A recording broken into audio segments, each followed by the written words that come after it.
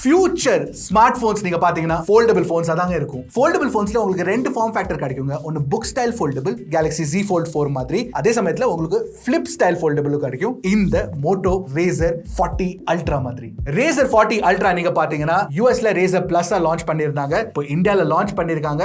எப்படி இருக்கு இந்த போன்? ஒரு ஃபிளிப் போன் நீங்க வாங்கலாமா வேண்டாமா அது எல்லாத்தையும் இந்த வீடியோல இந்த போன் அன்பாக்ஸ் பண்ணி பாத்துடலாம். ஃபர்ஸ்ட் டைம் எங்க சேனல்ல வந்திருக்கீங்கன்னா என் பேர் எர்ஷாத், நீங்க பார்த்துட்டு இருக்கிறது Trakin Tech தமிழ். ஆரம்பிக்கலாமா? பாக்ஸ் பாத்தீங்கன்னா உங்களுக்கு ஒரு ப்ரொஃபஷனலான பிளாக் பாக்ஸ் டிசைன் கொடுத்திருக்காங்க. இந்த Motorola Batwing லோகோ இருக்கு. Moto Razr 40 Ultra எழுதி இருக்கு. Okay, that's all good. So open the lid. Of course போனை பார்ப்போம். ஆனா அதுக்கு முன்னாடி என்னெல்லாம் பாக்ஸ்ல கொடுத்திருக்காங்கன்னு பார்த்தலாமா ஒரு தடவை? ஆல்ரைட். ஓ, கேஸ் கொடுத்திருக்காங்க. நைஸ். ஓகே, இதுல என்ன இருக்கு? டாக்குமெண்டேஷன். இது ஒரு ஃபிளிப் ஃபோன்னால உங்களுக்கு ரெண்டு பீஸா கிடைக்குங்க. இதை போட்டு பார்த்துடலாம் அப்புறமா. But let's take a look at the other things. Okay, charger நீங்க பாத்தீங்கன்னா உங்களுக்கு ஒரு 33 வாட் சார்ஜர் கொடுத்திருக்காங்க. ஆனா ஃபோன் வந்து 30 வாட் சார்ஜிங் ஸ்பீட்ஸை சப்போர்ட் பண்ணும். அதுவும் இல்லாம ஒரு type C to type A cable கிடைக்கும் உங்களுக்கு. Let's take a look at the phone. மாமா மின்னல். ஓ wow, damn good. Good flip design. இது ஒரு தடவை இந்த கேஸ்ல போட்டு பார்த்தலாம். ஐ அம் வெரி கியூரியஸ். கேஸ்ல என்ன பண்ணிருக்காங்கன்னா கீழே ஃபுல் ப்ரொடெக்ஷன் கிடைக்கும், மேல டிஸ்ப்ளே வந்து ஓபனா வச்சிருக்காங்க. நான் ஒரு விஷயம் சொல்லிட்டா, என்கிட்ட இன்னொரு கலர் இருக்குங்க, விவா மெஜெண்டா. இந்த ஃபோன் தான் நான் டெஸ்ட் பண்ணிட்டு இருக்கேன். இது வந்து அன்பாக்சிங்காக ஸ்பெஷலா வச்சிருந்தேன். டிசைனை பொறுத்த வரைக்கும் பிளாக்ல வந்து பின்னாடி உங்களுக்கு கார்னிங் கோரில்லா கிளாஸ் விக்டர்ஸ் கொடுத்திருந்தாங்க. இந்த விவா மெஜெண்டா கலர்ல உங்களுக்கு வீகன் லெதர் பேக் கொடுத்திருக்காங்க. அப்புறம் மேல வந்து ஒரு பெரிய எக்ஸ்டர்னல் டிஸ்ப்ளே கொடுத்துறாங்க. இந்த பக்கம் வந்து உங்களுக்கு சீரிஸ் 7000 அலுமினியம் கொடுக்குறாங்க. அப்புறம் இந்த ஹிஞ்ச் இருக்குங்க. இந்த ஹிஞ்ச் நீங்க பாத்தீங்கன்னா ரெசிஸ்டிவ், ஒரு நல்ல ஒரு ஸ்டர்டியான ஹிஞ்சுங்க. இந்த ஹிஞ்சை ஒன்னு செக் பண்ணி பார்த்துடலாமா? ஃபிளிப் ஃபோன் வாங்கினா ஒரு விஷயம் பண்றது எனக்கு ரொம்ப பிடிக்கும். என்ன தெரியுமா? இப்படி ஃபிளிப் பண்ணி ஓபன் பண்றது. ஓ, இப்படி பண்ணலாம். நீங்க என்ன பண்ணனா, தம்ப வந்து நடுவில் இப்படி நுழைச்சிட்டு அப்புறம் கொஞ்சம் பயமா தான் இருக்கு. பட் ஸ்டில் என்ன பண்ணலாம்னா, இன்னொரு விஷயம், இதை வந்து வெயிட் செக் பண்ணி பார்த்துடலாமா எவ்வளவு இருக்குன்னு. லைட்டா இருக்குங்க. ஆக்சுவலி உண்மையா சொல்லணும்னா ஒரு பேசிக்கான ஒரு போனோட வெயிட் தான் 200 கிராம் கீழே தான் இருக்கும் கண்டிப்பா. Yes, 184.6 grams. டிசைனை பத்தி கண்டினியூ பண்ணணும்னா ஆஃப்கோர்ஸ் ஹிஞ்ச் ஸ்டர்டியா இருக்கு. Motorola என்ன சொல்றாங்கன்னா 4 லட்சம் ஃபோல்ட்ஸ் வந்து இது சஸ்டெயின் பண்ணுமா அப்படின்னா, நீங்க ஒரு 4 லட்சம் தடவை எப்படி open fold open close open close பண்ணலாம். அது இல்லாம உங்களுக்கு வந்து IP52 ரேட்டிங் கொடுத்துறாங்க. IP52 ரேட்டிங்னா உங்களுக்கு ஸ்பிளாஷ் ரெசிஸ்டன்ஸ் தான் கிடைக்கும். நீங்க Z Flip 4ல பாத்தீங்கன்னா உங்களுக்கு IPX8 ரேட்டிங் கிடைக்கும். அது வந்து ப்ராப்பர் வாட்டர் ரெசிஸ்டன்ஸ்ங்க. இப்போ உங்களுக்கு ஹிஞ்ச் வந்து டியர் டிராப் பேட்டர்ன் கொடுத்திருக்கனால இந்த ரெண்டு ஹாஃப்ஸ் நீங்க இந்த மாதிரி க்ளோஸ் பண்ணி வைக்கும்போது உங்களுக்கு நடுவுல கேப்பே இருக்கிற மாதிரி இருக்காதுங்க. பாருங்க, இட்ஸ் நாட் விசிபிள். அப்புறம் இந்த போன் இப்படி ஓபன் பண்ணி யூஸ் பண்ணும்போது இந்த போனுக்கு நடுவுல வந்து கிரீஸ் ஒன்னு இருக்கும். அந்த கிரீஸ் வந்து Z Flip 4ல ஒரு குழி மாதிரி இருக்கும். இதுல அப்படி இல்ல, இட்ஸ் கம்மியா தான் இருக்கு. நான் இத பத்திலாம் ஏன் பேசுறேன், ஒரு ஃபோல்டபிள் ஃபோன் வாங்குறீங்கன்னா அதோட ஹிஞ்ச் மெக்கானிசம் ஸ்ட்ராங்கா இருக்கான்னு கண்டிப்பா நீங்க பார்த்தே ஆகணும். ஏன்னா ஒரு பயம் இருக்குல்ல, உடைஞ்சு போயிருமான்னு. சோ அந்த பயம் வந்து இந்த Moto Razr 40 Ultraல கொஞ்சம் கம்மி தாங்க. So that's a good thing. ஆனா நான் ஒரு விஷயம் இங்க சொல்லி ஆகணும். ஒரு ஃபிளிப் ஃபோன் நீங்க வாங்க விரும்புறீங்கன்னா அதுல 3 இம்பார்ட்டன்டான விஷயம் நீங்க கண்டிப்பா பார்த்தே ஆகணும். ஃபர்ஸ்ட் வந்து ஹிஞ்ச் ஸ்ட்ராங்கா இருக்கா இல்லையான்னு. இதுல ஹிஞ்ச் ஸ்ட்ராங்கா இருக்கு. செகண்ட் வந்து ஒரு பெரிய எக்ஸ்டர்னல் யூசபிளான டிஸ்ப்ளே கொடுத்திருக்காங்களா அப்படின்னா எக்ஸ்டர்னல் டிஸ்ப்ளேல நீங்க ஆப்ஸ் எல்லாம் யூஸ் பண்ணிக்கலாமா? இந்த போன்ல பண்ணிக்கலாம். அப்புறம் பேட்டரி லைஃப் எப்படி இருக்கு, நல்லா இருக்கா இல்லையான்னு அதை பத்தி நான் கண்டிப்பா சொல்றேன். சோ எக்ஸ்டர்னல் டிஸ்ப்ளே பத்தி சொல்லிட்டோம்ல. இந்த எக்ஸ்டர்னல் டிஸ்ப்ளே நீங்க பாத்தீங்கன்னா இதுல வந்து ஒரு 3.6 இன்ச் AMOLED டிஸ்ப்ளே கொடுத்திருக்காங்க. ஃபீச்சர்ஸ் கூட பாத்தீங்கன்னா அதுல 144 Hz refresh rate, HDR10+, 10 billion colour output எல்லாமே கொடுத்திருக்காங்க. அப்புறம் டச் சாம்பிளிங் ரேட்டும் உங்களுக்கு 360 Hz கிடைச்சிருது. 1100 nits பீக் பிரைட்னஸும் கார்னிங் கோரில்லா கிளாஸ் விக்டர்ஸ் ப்ரொடெக்ஷனும் கொடுத்துறாங்க. சோ எக்ஸ்டர்னல் டிஸ்ப்ளேல Motorola வந்து உங்களுக்கு எந்த குறையும் வைக்கலங்க. அப்புறம் இந்த எக்ஸ்டர்னல் டிஸ்ப்ளே நீங்க பாத்தீங்கன்னா நீங்க ரெகுலர் போன் மாதிரி யூஸ் பண்ணிக்கலாம். நான் ஒரு விஷயம் சொல்லிட்டா, ஐபோன் ஃபர்ஸ்ட் ஐபோன் லான்ச் பண்ணாங்களா அதோட டிஸ்ப்ளே சைஸ் எவ்வளவு தெரியுமா உங்களுக்கு? 3.5 inches. இந்த Motorola Razr 40 Ultra display size எவ்வளவு தெரியுமா? 3.6 inches. இந்த டிஸ்ப்ளேல பாத்தீங்கன்னா ஃபர்ஸ்ட் வந்து கிளாக் ஃபேஸ் தெரியும். அப்புறம் இந்த மூ டைம் மாஸ்காட், இது வந்து பெஸ்ட் இருக்கிறதுலே கியூட்டான கிளாக் ஃபேஸுங்க. இங்க பாருங்க, இந்த மூ என்ன பண்ணிட்டு இருக்கு. காலையில எழுந்திரிச்சோடனே பிரஷ் பண்ணும், அதுக்கப்புறம் சாப்பாடு சாப்பிடும், அப்புறம் ட்ரெயினை பிடிச்சிட்டு ஆஃபீஸ்க்கு போவோம், ஆஃபீஸ் போனோன்னு இந்த மாதிரி லேப்டாப்ல உட்காந்துக்கும், வீட்டில் போனதுக்கு அப்புறம் ஃபோனை போட்டு உட்காந்துக்கும், அதுக்கப்புறம் சாப்பிடும், எல்லாம் பண்ணும். இது செம்ம கியூட்டா இருக்குங்க. அப்புறம் அந்த லாக் ஸ்கிரீன் ஓபன் பண்ணதுக்கு அப்புறம் உங்களுக்கு வந்து இந்த பேனல்ஸ் தெரியும். இது ஹோம் ஸ்கிரீன். இது பக்கத்துல இந்த 1 2 3 4 5 6 7 8 பேனல் இருக்குங்க. ஆனா நீங்க பேனல்ஸ் வந்து உங்களுக்கு ஸ்பாட்டிஃபைக்கு பதிலா நீங்க வந்து யூடியூப் மியூசிக் யூஸ் பண்ண விரும்புறீங்கன்னா அது உங்களால பண்ண முடியாது இப்போதைக்கு. ஹோப்ஃபுல்லி ஃபியூச்சர்ல அந்த மாதிரி ஆப்ஷன் வந்தா நல்லா இருக்கும். ஓகே, இப்போ இந்த எக்ஸ்டர்னல் டிஸ்ப்ளே நீங்க பாத்தீங்கன்னா நான் சொன்ன மாதிரி எந்த ஆப் வேணாலும் நீங்க யூஸ் பண்ணிக்கலாம். ஒபிஷியலி சப்போர்ட் பண்ணலனாலும், ஃபார் எக்ஸாம்பிள் நான் வந்து ட்விட்டர், இன்ஸ்டாகிராம் யூஸ் பண்ணி பார்த்தேன். இன்ஸ்டாகிராம் யூசேஜ் வந்து அவ்வளவு நல்லா இல்ல. It wasn't a good experience. ஆனா ட்விட்டர் நீங்க பாத்தீங்கன்னா ரெகுலரா யூஸ் பண்ணிட்டு இருந்தாங்க.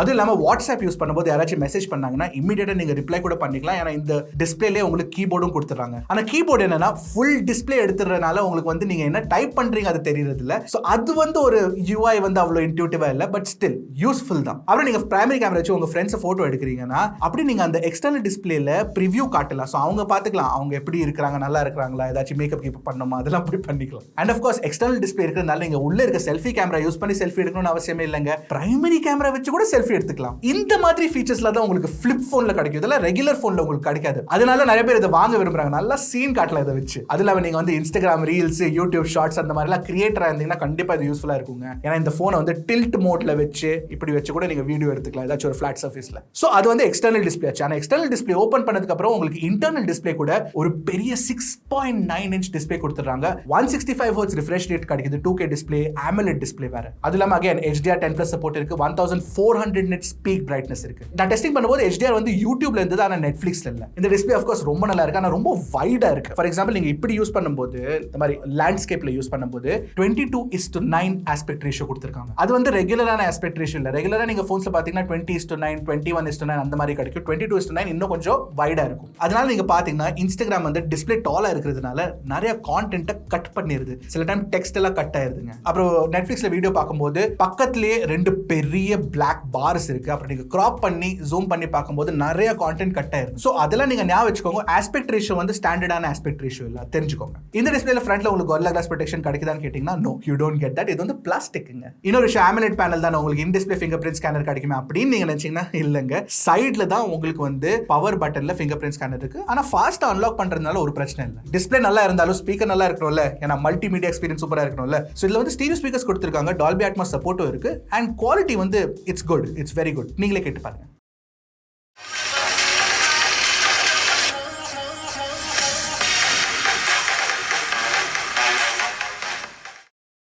ஸோ பெர்ஃபார்மன்ஸ்க்காக நீங்கள் என்ன சிப் கொடுத்துருக்காங்கன்னு கேட்டிங்கன்னா Snapdragon 8+ Gen 1 கொடுத்துருக்காங்க. எங்கள் வேரியன்ட் வந்து 8256GB வேரியன்ட். இதில் LPDDR5 RAM கொடுத்துருக்காங்க. UFS 3.1 ஸ்டோரேஜும் கிடைக்கும். பெர்ஃபார்மன்ஸ் பொறுத்த வரைக்கும் நீங்கள் பார்த்தீங்கன்னா இது ஃபிளிப் ஃபார்ம் ஃபேக்டர்னால இதில் வந்து நீங்கள் சூப்பராக கேம்ஸ் விளாடலாம் 8+ Gen 1 இருக்கு அப்படின்னு நீங்கள் நினச்சிங்கன்னா அப்படி கண்டிப்பாக ஆகாது. ஏன்னா இது வந்து த்ராட்டில் பண்ணி தான் உங்களுக்கு பெர்ஃபார்மன்ஸ் கிடைக்கும். ஏன்னா CPU த்ராட்டில் டெஸ்ட் நாங்கள் ரன் பண்ணி பார்த்தோம், 3D Mark wireless test run பண்ணி பார்த்தோம். அதில் வந்து கொஞ்சம் நல்லாவே CPU GPU த்ராட்டில் பண்ணுது இந்த ஃபோன். ஏன் தெரியுமா, Motorola வந்து சின்ன பேட்டரி இருக்கிறதுனால பவர் எஃபிஷியன்சிக்காக டியூன் பண்ணிருக்காங்க. அப்படின்னா உங்களுக்கு பேட்டரி லைஃப் அதிகமா கிடைக்கும், அதுக்காக டியூன் பண்ணிருக்காங்க. சோ பெர்ஃபார்மன்ஸ் த்ராட்டில் ஆனாலும் உங்களுக்கு வந்து பேட்டரி வந்து அவ்வளவு டிராப் ஆகுறது இல்ல பெர்சன்டேஜ். அது இல்லாம போன் ஹீட் ஆகுறது இல்ல. தெர்மல் எஃபிஷியன்சி கூட நல்லா இருக்குங்க. அதே சமயத்தில் நீங்க கேமிங் பண்ண விரும்புறீங்கன்னா கண்டிப்பா நீங்க கேமிங் பண்ணலாம். ஃபார் எக்ஸாம்பிள் நான் கால் ஆஃப் டியூட்டி மொபைல் விளையாண்டேன். அது வந்து லோ அல்ட்ரா செட்டிங்ஸ்ல விளையாண்டேன். ஆனா நான் விளையாடிட்டு இருக்கும்போது அது வந்து ஐ couldn't play at 90 FPS. ஏன்னா அதுல வந்து ஒரு செட்டிங் இருக்குங்க, கேம் டைம்னு ஒரு ஃபீச்சர் இருக்கு. அந்த கேம் டைம்ல போய் நீங்க ஸ்விட்ச் ஆன் பண்ணீங்கன்னா அங்க போய் பாத்தீங்கன்னா உங்களுக்கு வந்து standard performance and high performance கிடைக்கும். அது ஸ்விட்ச் ஆன் பண்ணா உங்களுக்கு ஹை பெர்ஃபார்மன்ஸே கிடைக்குங்க. அது இல்லாம உள்ள போய் செட்டிங்ஸ்ல பாத்தீங்கன்னா எக்ஸ்ட்ரீம் ரிஃப்ரெஷ் ரேட் ஆப்ஷனும் இருக்கும். அது 165 Hz போகும். அது பண்ணதுக்கு அப்புறம் தான் 90 FPS கிடைச்சது. ஆனா 90 FPS நான் கால் ஆஃப் டியூட்டி மொபைல் விளையாடும் போது ஃபோன் டிட் கெட் ஹாட். கொஞ்சம் ஹீட்டிங் ஆகுச்சு. அதுவும் இங்க மேல சைடுல இந்த பக்கம். அதனால இந்த போனை வந்து நீங்க ஒரு கேமிங் போனா பார்க்காதீங்க. பட் ரெகுலர் கேஷுவல் கேம்ஸ் விளையாட விரும்புறீங்கன்னா ஆல்டோஸ் ஆடிசி ஆயிடுச்சு, Monument Valley, super games by the way try பண்ணி பாருங்க. அந்த கேம்ஸ் விளையாட விரும்புறீங்கன்னா then it is possible. அதுவும் இல்லாம ரெகுலர் யூசேஜ் நீங்க பாத்தீங்கன்னா இன்ஸ்டாகிராம் ஆகட்டும், வாட்ஸ்அப் ஆகட்டும், கேமரா யூசேஜ் ஆகட்டும், இல்ல ஸ்ப்ரெட் ஷீட் பண்றீங்களா, இல்ல டாக்குமெண்ட்ஸ் டைப் பண்றீங்களா, மெசேஜிங் பண்றீங்களா, எல்லாமே இந்த போன்ல வந்து சூப்பர் ஃபாஸ்டா சூப்பர் ரெஸ்பான்சிவா இருக்குங்க. Performance is good, very good. சரி, அப்ப நீங்க என்ன கேட்பீங்க, 8+ Gen 1 கொடுத்திருக்காங்க, எது கொடுத்திருக்காங்க, கேமிங்கே பண்ண முடியலன்னா எது கொடுத்திருக்காங்க அப்படின்னு கேட்டீங்கன்னா இந்த 8+ Gen 1 உங்களுக்கு தேவைங்க. ஏன்னா 2 பெரிய டிஸ்ப்ளே இருக்கு. உள்ள இருக்க டிஸ்ப்ளேயும் பெரிய டிஸ்ப்ளே தான், வெளியே இருக்க டிஸ்ப்ளேயும் நீங்க ஃபிளிப் போன்ஸ் பாத்தீங்கன்னா இருக்கிறதுலயே பெரிய டிஸ்ப்ளேங்க இது. சோ அந்த 8+ Gen 1 is very very important அந்த பவருக்காக. அதுவும் இல்லாம 8+ Gen 1 இருக்கிறதுனால உங்களுக்கு நெட்வொர்க் மோடெம் நல்ல குவாலிட்டி கிடைக்கும். அதை பத்தி பேசுறேன். அப்புறம் ISP கூட image signal processor for camera, நல்ல கேமரா பெர்ஃபார்மன்ஸ்க்காக அது கூட பெட்டரா கிடைக்கும். சரி, 8+ Gen 1 தான் கொடுத்திருக்காங்க, 8 Gen 2 ஏன் கொடுக்கல அப்படின்னு கேட்டீங்கன்னா, ஏன்னா ஒரு ஃபிளிப் போன் வந்து கன்செப்சுவலைஸ் பண்ணி டிசைன் பண்ணி அதை மேனுஃபேக்சர் பண்றதுக்கு வந்து ஒரு ரெகுலர் போனோட ரொம்ப அதிகமா நேரம் எடுக்குங்க.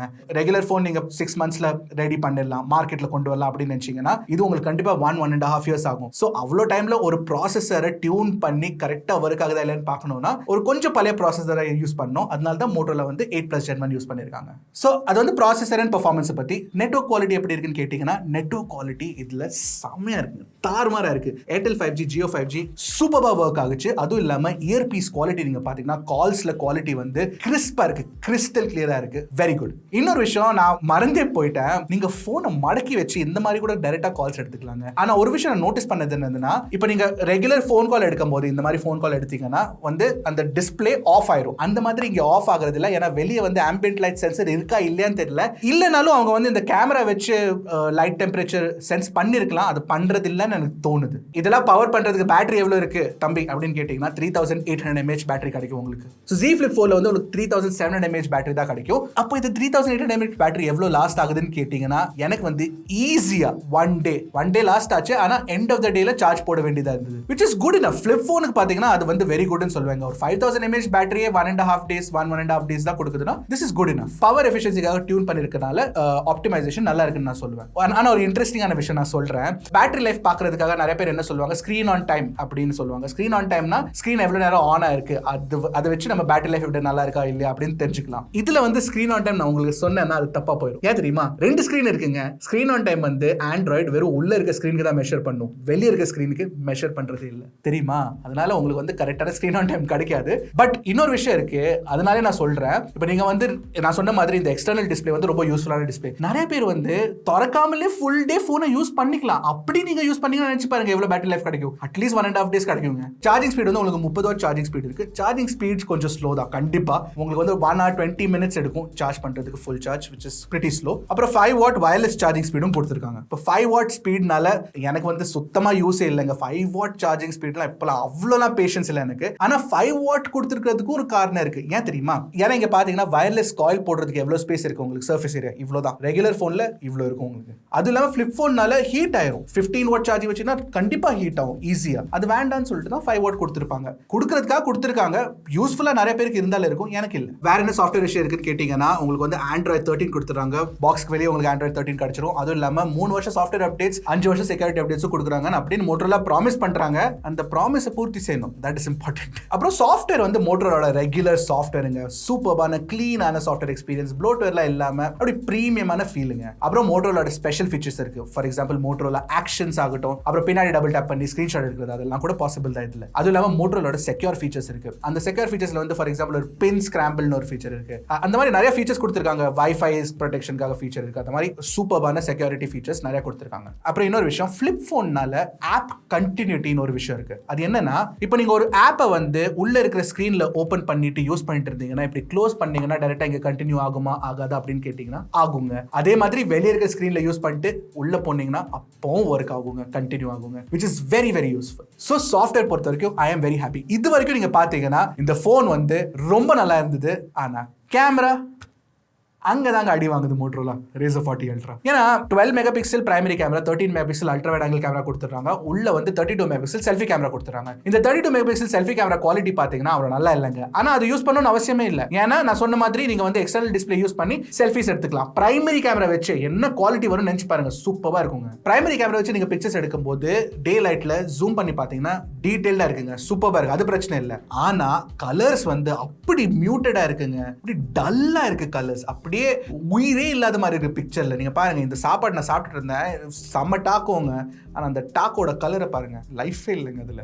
HDR பெர்ஃபார்மன்ஸ் ஓகே தான் சொல்லுவேன். ஸ்கின் டோன்ஸ் கூட பாத்தீங்கன்னா ஈவன் லைட்டிங் இருந்தா ஓகேயா இருக்கு. ஆனா HDRல எடுக்கும்போது ஸ்கின் டோன் கலர்லாம் மாறிடுது அப்படியே. அல்ட்ரா வைட் கூட பாத்தீங்கன்னா ரொம்ப வைட் ஆங்கிளா இல்ல. அதுவும் இல்லாம கலர் சென்ஸ் கன்சிஸ்டன்சி கூட மெயின்டைன் பண்றது இல்ல பிரைமரி கேமரா கூட, அதை நான் வச்சுக்கோங்க. ஆனா பிரைமரி கேமரால இருக்கிற பெரிய அட்வான்டேஜ் என்னன்னா அதோட லோ லைட் ஷாட்ஸ் தாங்க. இந்த பிக்சர்ஸை பாருங்க, லோ லைட் குவாலிட்டி பாருங்க, தாறுமாறா இருக்கு. அந்த விஷயத்துல Motorola நல்ல வேலை பண்ணிருக்காங்க. அப்புறம் இந்த அல்ட்ரா வைட் ஆங்கிள் கேமரா வச்சு நீங்க மேக்ரோ ஷாட்ஸ் கூட எடுக்கலாம், which is okay, not too bad. நல்ல லைட் இருந்துச்சுன்னா நல்ல பிக்சர்ஸ் வரும். இந்த பிரைமரி கேமரா வச்சு நீங்க 4K 60 fps வீடியோ ரெக்கார்டிங் பண்ணலாம். வீடியோ ரெக்கார்டிங் குவாலிட்டி ஓகேன்னு தான் சொல்வேன், it's not very good. Ultra wide வச்சு 1080p 30 fps தான் கிடைக்கும். ஆனா ஃப்ரண்ட் கேமரா வச்சு நீங்க வந்து surprisingly 4K 60 fps videos shoot பண்ணலாம். நான் என்ன பண்றேன்னா இந்த வீடியோஸ் பிக்சர்ஸ் எல்லாத்தையும் ஒரு G டிரைவ் லிங்க்ல போட்டு டிஸ்கிரிப்ஷன்ல போட்டுறேன். நீங்களே போய் செக் பண்ணி பாருங்க. உங்களுக்கு பிடிச்சிருக்கா பிடிக்கலன்னா கண்டிப்பா காமெண்ட் செக்ஷன்ல சொல்லுங்க. ஆல்ரைட், பிரைஸ் எவ்வளவுன்னு கேட்டீங்கன்னா 89,999ங்க.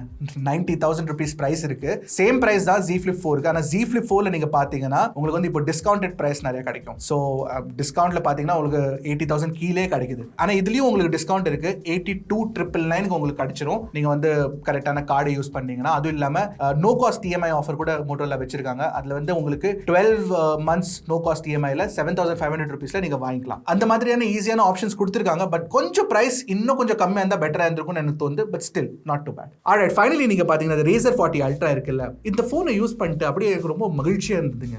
டிஸ்பிளே ஆன் பண்ணா எக்ஸ்டர்னல் டிஸ்பிளேல அந்த மூவ் இருக்கு, கியூட்டா. கேம்ஸ் ஐயோ சான்ஸே இல்ல. அந்த எக்ஸ்டர்னல் டிஸ்பிளேல ஸ்டாக் பவுன்ஸ்னு ஒரு கேம் இருக்கு. அந்த கேமுக்கு நான் செம்ம அடிக்ட்டுங்க. விளையாட்டு இந்த ஃபுல் டைம். அதுவும் இல்லாம எக்ஸ்டர்னல் டிஸ்பிளே வந்து ப்ராப்பரா யூஸ் பண்ணிக்கலாம். உள்ள இருக்க டிஸ்பிளே கூட ரொம்ப அழகா இருக்கு பாக்குறதுக்கு, பிரைட்டா இருக்கு, வைப்ரண்டா இருக்கு. அப்புறம் உங்களுக்கு பெர்ஃபார்மன்ஸ் கூட ஓரளவுக்கு நல்லா கொடுத்துறாங்க.